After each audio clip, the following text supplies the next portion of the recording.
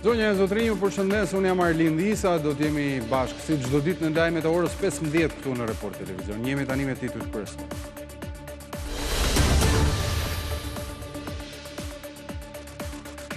Një grup i vogël protestuesi shqipëriti deputetët socialistë duke u hedhur vezë makinave të tyre, ndërsa demokratët që thyen bojkotin me thirrje kundër. Brenda seancës PD kërkoi të vijë në kuvend kërkesat e protestuesve, por Tauland Balla tha se ligji i ri për investimet strategjike është rrugës për në kuvend.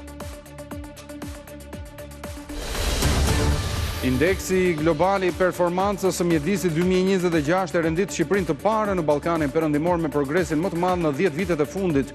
Kryeministri Edi Rama thotë se edhe protestat për flamingot, lagunat e pyjet tregojnë në vetvete se sa shumë është qytetëruar shoqëria shqiptare që po i kushton vëmendje mjedisit.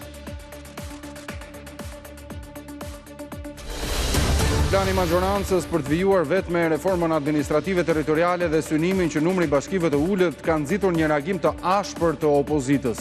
Partia Demokratike bëri thirrje që drafti socialistëve që synon sipas tyre zhdukje në 20 bashkive të tërhiqej dhe të shtyhej afati i komisionit posaçëm. Nga PS Tauland Balla i vendosi 23 korrikun si afat PD-s për të sjellë raportin e saj.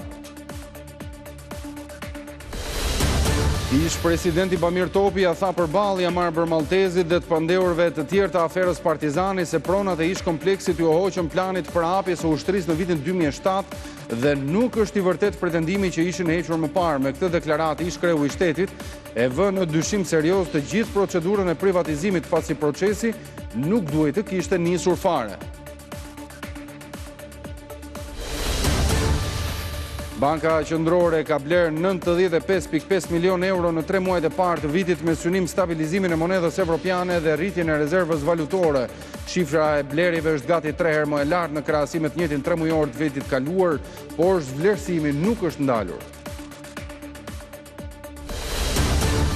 Andy Burnham është zyrtarisht kryeministri i Britanisë pasi mori miratimin e mbretit për formimin e qeverisë së re. Burnham njoftoi se do të propozojë një plan ekonomik 10 vjeçar për të çuar para ndryshimet më të forta siç tha në 4 dekadat e fundit.